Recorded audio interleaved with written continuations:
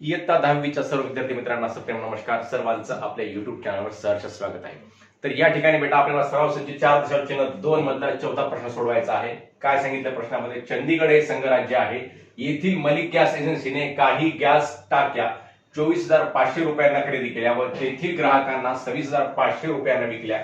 या व्यवहारात 5% दराने देय असलेला एकूण जीएसटी काढा व त्यावरून केंद्राचा देय कर सीजीएसटी व संघराज्याचा देय कर यूटीजीएसटी काढा. संघराज्यात एसजीएसटी ऐवजी यूटीजीएसटी लागतो. संघराज्य जे असतात तर संघराज्यामध्ये एसजीएसटी नसतो तर त्याऐवजी यूटीजीएसटी लागतो. यूटीजीएसटी म्हणजे युनियन टेरिटरीज जीएसटी, म्हणजे संघराज्यामध्ये अशा प्रकारचा टॅक्स लागत असतो एसजीएसटीच्या ऐवजी. आणि तो किती असतो? एसजीएसटी एवढाच असतो. म्हणजे इतर राज्यामध्ये एसजीएसटी जेवढा लागतो तेवढाच यूटीजीएसटी संघ राज्यामध्ये लागत असतो. म्हणजे तो कशाच्या बरोबर असतो? सीजीएसटीच्या बरोबर असतो. तर काय सांगितलंय? 24,500 रुपयांना टाक्या खरेदी केल्या. कोण? मलिक गॅस एजन्सीने खरेदी केल्या. मग मलिक गॅस एजन्सीला द्यावा लागलेला इनपुट टॅक्स 24,500 रुपयाच्या खरेदी किमतीवर त्यांना द्यावा लागलेला टॅक्स अगोदर काढावा लागतो. मलिक गॅस एजन्सीला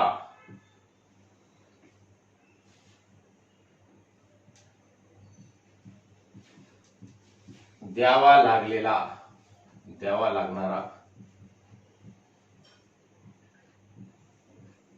इनपुट टॅक्स. आता इनपुट टॅक्स कसा काढावा लागेल? हे 5% टॅक्स सांगितला बेटा. आणि किती रकमेवर 5%? 24,500 रुपयावर 5%, म्हणजे 24,500 गुणिले 5/100. कोणत्याही रकमेचे कोणतेही टक्के कसे काढायचे? त्या टक्क्यांनी त्या रकमेला गुणायचं. टक्क्यांनी गुणायचं म्हणजे टक्के किती पैकी असतात? 100 पैकी असतात. टक्के म्हणजे शेकडा, शेकडेवारी, शतमान, हे किती पैकी असते? 100 पैकी असते. हे लक्षामध्ये ठेवायचं. मग 24,500 गुणिले 5/100. मग हे 2 शून्य कटले, हे 2 शून्य कटले. 245 गुणिले 5 जर केलं तर 5×5=25 ला 5, 5×5=25 ला 5, हातचे आले 2, 5×4=20 आणि 2 22 ला 2, हातचे आले 2, 5×2 10, 10 आणि 2 किती? 12. 1225 रुपये इनपुट टॅक्स लागला. कोणाला? मलिक गॅस एजन्सीला. पण मलिक गॅस एजन्सीने व तेथील ग्राहकांना 26,500 रुपयांना विकल्या, त्या टाक्या विकल्या. आणि विकताना सुद्धा किती जीएसटी घेईल बेटा? 5% जीएसटी घेईल. म्हणून मलिक गॅस एजन्सीचा output tax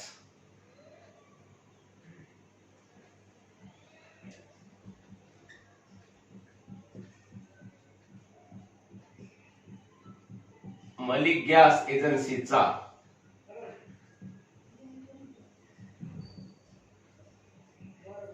output tax. Output tax म्हणजे काय? ते टाक्या विकल्यानंतर गोळा केलेला टॅक्स, जमा केलेला टॅक्स त्याला म्हणायचं आउटपुट टॅक्स. इनपुट टॅक्स म्हणजे टाक्या खरेदी करताना दिलेला टॅक्स म्हणजेच इनपुट टॅक्स.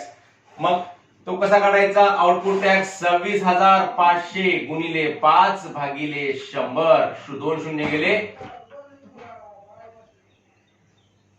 इथले 2 शून्य गेले आणि इथले 2 शून्य गेले. 265 गुणिले 5 केलं तर किती होते? 5×5=25 ला 5, हातचे आले 2, 5×1=30 आणि 2×32 ला 2, हातचे आले 3, 5×2=10, 10 आणि 3 13. 1325 रुपये हा काय होईल?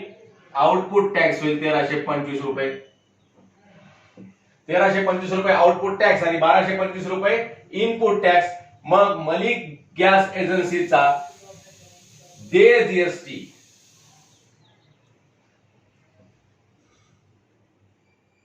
म्हणून देय जीएसटी सोपं सूत्र आहे, आपणा सर्वांना माहितच आहे. देय जीएसटी बरोबर आहे output tax.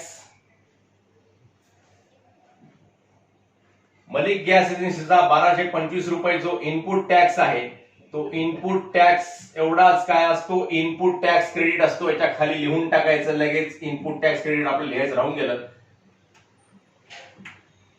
Input tax credit बरोबर, यालाच थोडक्यामध्ये काय म्हणतात? आयटीसी बरोबर आहे. 1225 रुपये हे इनपुट टॅक्स लिहिल्याबरोबर खाली लिहायचं असते, पण आपलं ओघाओघामध्ये राहून गेलेलं आहे मित्रांनो. तर हे आपण समजून घ्यावं. हे इनपुट टॅक्सच्या खालीच लिहायचं असते. इनपुट टॅक्स क्रेडिट बरोबर आहे 1225 रुपये.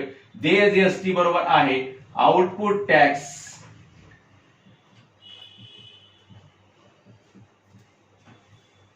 वजा आयटीसी बरोबर आहे. आउटपुट टॅक्स किती आहे या ठिकाणी 1325 वजा आयटीसी किती, जेवढा इनपुट टॅक्स असतो तेवढाच आयटीसी असतो, म्हणजेच इनपुट टॅक्स क्रेडिट असते. म्हणजेच किती 1325 वजा 1225 बरोबर आहे 100 रुपये. मग 100 रुपये देय जीएसटी आहे.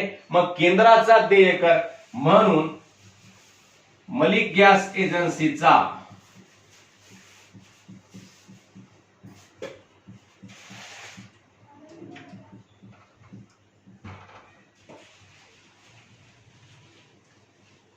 सीजीएसटी बरोबर यूटी जीएसटी. हे दोन्ही कसे असतात, समान असतात, सारखे असतात. सीजीएसटी बरोबर एसजीएसटी असते आणि सीजीएसटी बरोबर यूटी जीएसटी सुद्धा असते. बरोबर आहे. काय आहे याचं सूत्र, जीएसटी भागिले 2 बरोबर आहे 100 भागिले 2. बे 1 बे, बे 5 10, शून्यला शून्यचा भाग जातो. म्हणून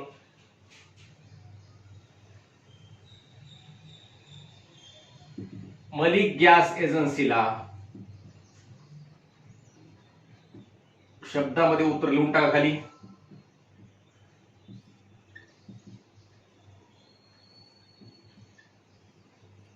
₹100 जीएसटी लागेल.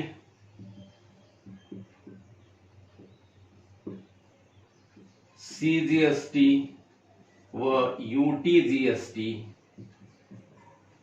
प्रत्येकी किती लागेल, ₹50 लागेल. अशा प्रकारे हे या ठिकाणी आपण चौथं उदाहरण सोडवलेलं आहे बेटा. अतिशय सोपं उदाहरण आहे. काय केलं, जी माहिती सांगितली त्याच्या आधारे इनपुट टॅक्स काढला. इनपुट टॅक्स एवढाच इनपुट टॅक्स क्रेडिट लिहिला आणि आउटपुट टॅक्स काढला 26,500 गुणिले 5 भागिले 100 करून. मग आउटपुट टॅक्स वजा इनपुट टॅक्स क्रेडिट म्हणजेच काय, देय कर म्हणजेच देय जीएसटी. मग देय जीएसटीच्या भागिले 2 म्हणजे सीजीएसटी आणि यूटी जीएसटी असतो. या आधारे आपण हे गणित सोडवलेलं आहे. लागलीच आपण 5वं गणित सोडूया. तर बेटा या ठिकाणी 5वा प्रश्न आहे. मे ब्युटी प्रोडक्ट्सने 6,000 रुपयावर 18% दराने जीएसटी देऊन सौंदर्य प्रसाधनांची खरेदी केली आणि एकाच ग्राहकास ती सर्व 10,000 रुपयांना विकली. तर या व्यवहारासाठीची मे ब्युटी प्रोडक्ट्सने तयार केलेल्या करविजकात केंद्राची व राज्याची सीजीएसटी व एसजीएसटी देय असणारी वस्तू व सेवा कराची रक्कम किती दाखवली असेल. म्हणजेच ब्युटी प्रोडक्ट्सनं 6,000 रुपयाला 18% दराने जीएसटी देऊन सौंदर्य प्रसाधन खरेदी केली आणि 10,000 रुपयाला ते विकले एकाच ग्राहकास. मग त्याच्यावरला आपल्याला इनपुट टॅक्स काढावा लागतो. इनपुट टॅक्स काढून नंतर आउटपुट टॅक्स काढावा लागतो. मग देय कर काढायचा. अतिशय सोपं गणित आहे. मी ब्युटी प्रोडक्ट्सचा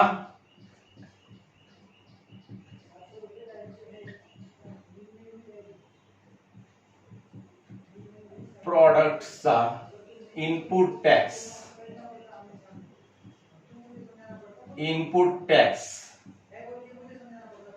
मग ब्युटी प्रोडक्ट्सचा इनपुट टॅक्स किती आहे बेटा, 6,000 गुणिले किती टक्के दराने आहे, 18% दराने आहे. 6,000 गुणिले 18 भागिले 100, 2 शून्य गेले 2 शून्य गेले, 18 शून्य शून्य, 18 पंचेनावद, 18 सकी 108 म्हणजेच 1,080 रुपये त्यांचा इनपुट टॅक्स लागलेला आहे. कोणाला, ब्युटी प्रोडक्ट्सला.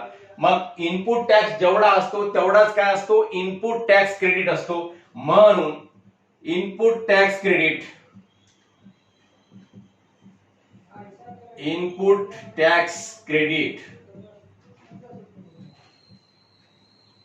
बरोबर आहे आयटीसी बरोबर आहे 1,080 रुपये. इनपुट टॅक्स एवढाच, इनपुट टॅक्स क्रेडिट लगेच खाली लिहून टाकायचा. पुढे मग आता ब्युटी प्रोडक्ट्सचा आउटपुट टॅक्स. मे ब्युटी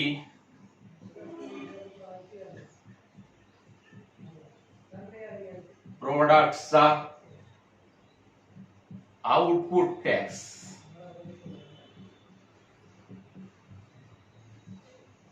बरोबर आहे. आउटपुट टॅक्स कितीला विकले ते सौंदर्य प्रसाधने 10,000 रुपयाला विकली. मग 10,000 रुपये गुणिले 18 भागिले 100 करायचं बेटा.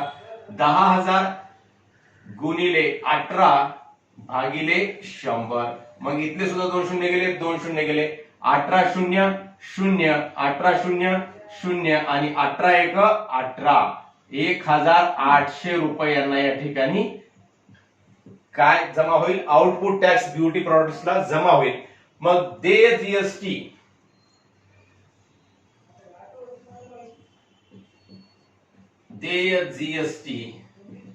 बरोबर आहे आउटपुट टॅक्स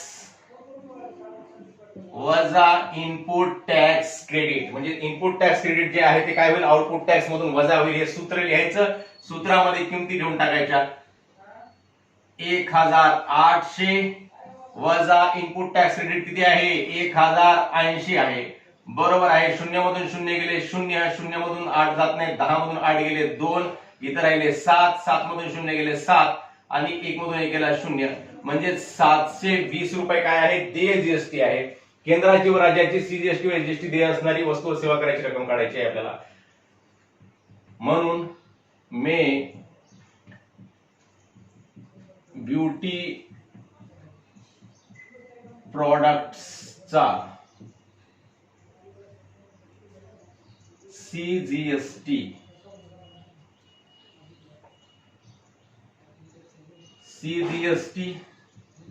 बरोबर आहे एसजीएसटी. दोन्ही रक्कम सारखी असते, समान असते. बरोबर आहे. जीएसटी भागिले 2 बरोबर आहे. जीएसटी किती आहे? 720 आहे. 720 भागिले 2 बे 1 बे बे त्रिक 6 1 उरला बेसक 12 शून्यला शून्यचा भाग म्हणजेच किती?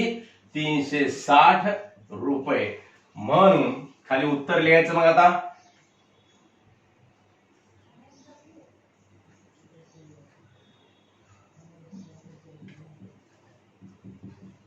ब्युटी प्रॉडक्ट्सने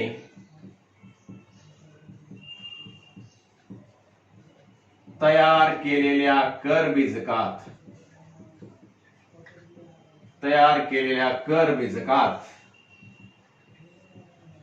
कर बीजक म्हणजे काय बेटा? कर बीजक म्हणजे आपण ज्याला पावती म्हणतो ते पावती म्हणजे कर बीजक असते. कर बीजकात सीजीएसटी व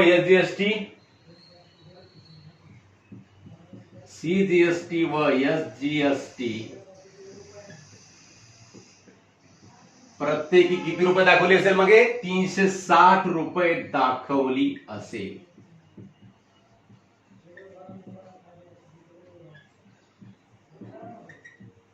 अशा प्रकारे आपण हे 5वं उदाहरण सोडवलेलं आहे. अतिशय सोपं उदाहरण आहे. फक्त या सराव संचामध्ये एक गोष्ट लक्षात ठेवायची की अगोदर इनपुट टॅक्स काढायचा. इनपुट टॅक्स म्हणजेच काय असतो? इनपुट टॅक्स क्रेडिट असतो. आणि इनपुट टॅक्स आणि इनपुट टॅक्स क्रेडिट काढल्यानंतर आउटपुट टॅक्स काढायचा म्हणजे वस्तू विकल्यानंतर मिळणारा टॅक्स काढायचा. मग देय जीएसटी काय असते? तर आउटपुट टॅक्स वजा इनपुट टॅक्स क्रेडिट. अतिशय सोपं सूत्र लक्षामध्ये ठेवायचं आणि यामध्ये किमती ठेवायच्या. आउटपुट टॅक्सची किंमत ठेवायची, इनपुट टॅक्स क्रेडिटची किंमत ठेवायची व आपल्याला देय जीएसटी प्राप्त होतो. मग आलेल्या देय जीएसटीला 2 न भागले की सीजीएसटी व एसजीएसटी प्राप्त होतो. अतिशय सोपं उदाहरण आहे. अतिशय सोपं आपल्याला पद्धतीने सोडवता येते व यावर मिळणारे गुण हे फुकट असण्यासारखे आपल्याला आहेत. म्हणून अशा प्रकारचा उदाहरणाचा भरपूर सराव करावा व आपणा सर्वांना सुद्धा हे गणित सोडवता आले पाहिजे याची आपण खबरदारी घ्यावी. आपणा सर्वांना हा व्हिडिओ आवडल्यास नक्की आपल्या मित्रांना शेअर करावा व लाईक कमेंट सुद्धा अवश्य करावे. धन्यवाद.